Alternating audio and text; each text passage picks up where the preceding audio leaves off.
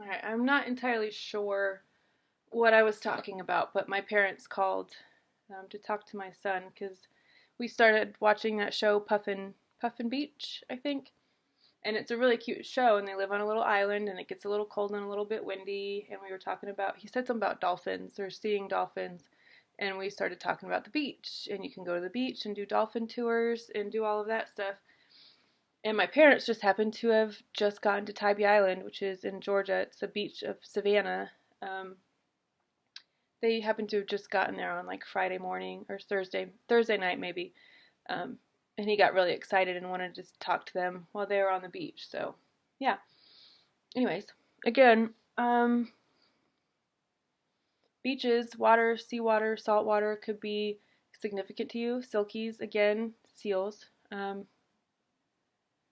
Have a movie night tonight with your kids if you're feeling a little bit uneasy or like you've been doing stuff all weekend, laundry, cleaning, getting the house together, meal planning, meal prepping, grocery shopping, all of the things in anticipation for the week to come. Take a little bit of a break tonight. Watch some movies with your kids. Watch a show. My daughter and I just discovered Death Note. I've heard about it for probably since before she was born or shortly after. I've been hearing about it, but I'm not really a big fan of like anime or even Sinister. It's what I thought when I saw it because it looks really scary, but if you watch it, it's not at all. And the Shinigamis that are in it, you'd think that they're like death and dying and grim reapers, which it is, but that's nothing to be scared of, which speaks to the death card in the deck. A lot of people get scared when they see these things, but there's nothing to be scared of. There's nothing wrong with death. There's nothing wrong with transforming and transmuting and reforming. I mean, in whatever way you decide to go. Obviously, don't harm others. If you get any sort of sinister, like, whatever thoughts, that's on you. You have to work through that shit, not me. Oh yeah, I was talking about how I cleanse my space and how I use my things. So this is my Palo Santo that I just lit. And I just kind of stick it under my cards to let and this is just a humidifier. I put eucalyptus in it sometimes. Sometimes it's just water. Sometimes I do lavender. It really just depends. And then this is thyme. And there's probably some weed stems in there too, I'm not gonna lie. Oh, and I take these. I got these from Aldi, and they're just like those scent sticks. But when I need to light stuff, I pull one out and I use it to light my candles when they get too deep, so I don't have to put them up on their side and make the sides all black. Not that there's anything wrong with that. Again, there's nothing wrong with ash and darkness and absence of light. It could actually be quite beautiful and quite restorative. And yeah, I would say also some of you could need a nice cry. That sounds silly, but there's, again, nothing wrong with crying and expressing emotion, whether that's joy and gratitude. Yeah, I mean, those are the two reasons why I cry lately. It's not out of heartbreak and sadness and woe is me and blah blah blah. It's like, holy shit, this is it. This is me doing all of the things that I've been wishing for and praying for and hoping for and envisioning and working towards and holding out for. Your timing may have seemed off to a lot of people in your life, including parents, spouses, business partners, co-workers, employers even, could have deemed you as lazy or out of it or scatterbrained or unfocused, not finishing what you started, any of those things, but none of that is true. It just was that nothing was resonating with you. And also, like Issa in Insecure, she had a conversation with her mom in the last season. She was talking, her mom said something about you always like to have your hands in a lot of pies or whatever the saying is, in a lot of pots, doing a lot of shit all the time. And she was, I'm good at a lot of shit and I want to do a lot. And why not? It's, again, that Empress, Rihanna, the Queen of Queens.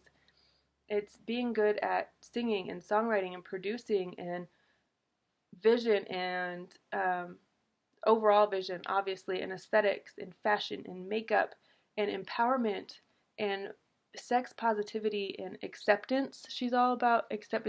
She doesn't have a target market. Again, if that's something that you struggled with, if you've had an idea for, say, a lingerie line, or maternity line, or fashion line, but people have been, well, who's your target audience? Well, what does that name mean? What is, like, questioning and trying to redefine. So you just kind of backed off and like, well, maybe that's not a good idea. Or maybe the timing isn't right. Or maybe they're right. Maybe I do need to define all of these things, but you're struggling to do that. You don't need a target market. It's okay to say this is for anyone and everyone. It's okay to be broad and cast a wide net, because what you're putting out and what you're developing and what you're coming into is for a lot of people.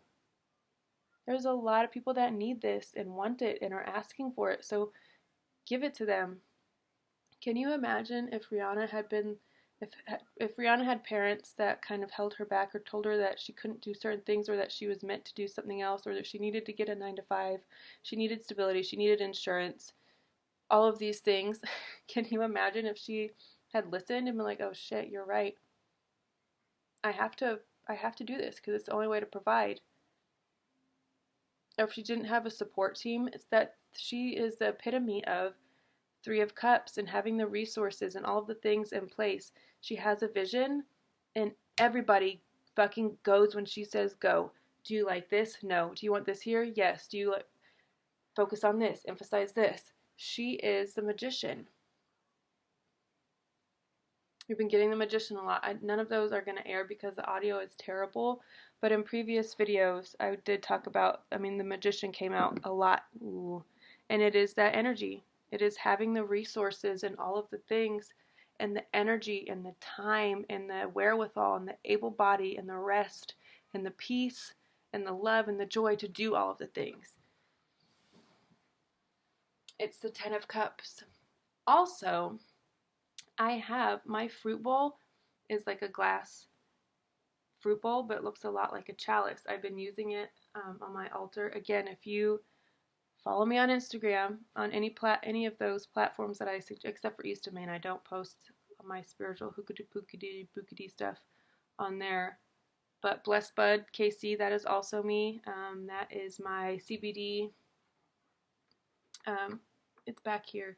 You guys can't see everything on my altar for good reason. Like, you don't need to see everything all the time, and that's a word to everybody. Not everybody needs to see everything all the time. It's not secretive. It's not deceptive. It's just keep some shit to yourself. Not everything is for everybody, and you won't be for everybody, and that is okay. That's okay. You don't have to be for anybody but yourself, because you are for yourself.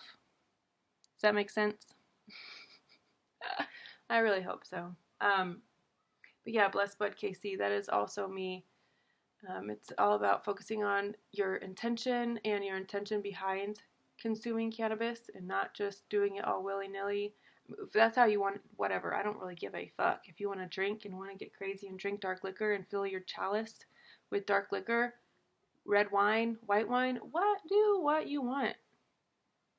I drank a shit ton of vodka Red Bulls in my younger years, and that's why I was a bloated, disgusting, heart racing, overeating, depressed mess, right? Okay, so this is how I cleanse my cards, and obviously my eucalyptus. Actually, this isn't eucalyptus. It's like mugwort, and let me see what it is. It is catnip, motherwort, black canoosh, cramp bark, black haw. No, that's it. And 40% alcohol because it's a tincture.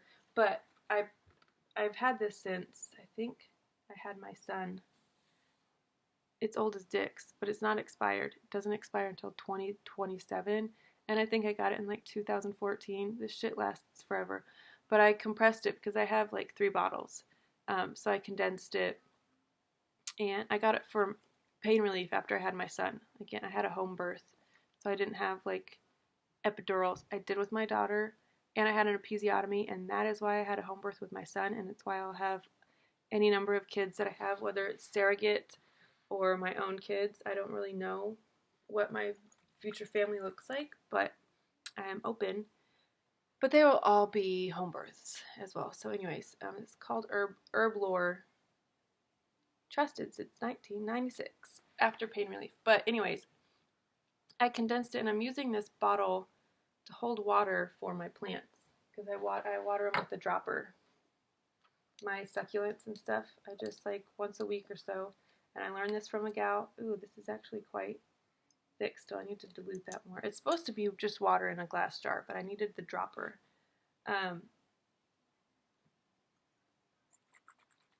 But I use it for my succulents and my lucky bean and my snake thing. I'm not really sure, but I got all of these from Aldi actually, and I like to adopt the ones that are a little bit broken and bring them back to life because there's life to be found in all of the things, just like everything. This dresser my mom gave me, most of the furniture in here my mom gave me, they sold their farm a few months back, actually right about the time I moved in here, so it all worked out really nicely.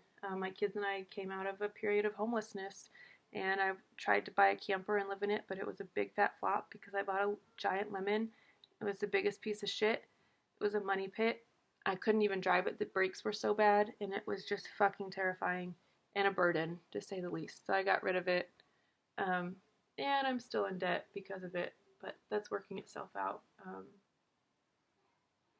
Oh, shit. All right, I'm going to leave that there. I'm going to let this finish cleansing, and then I'm going to come into another reading. So I will see you guys back here in a little bit. Bye!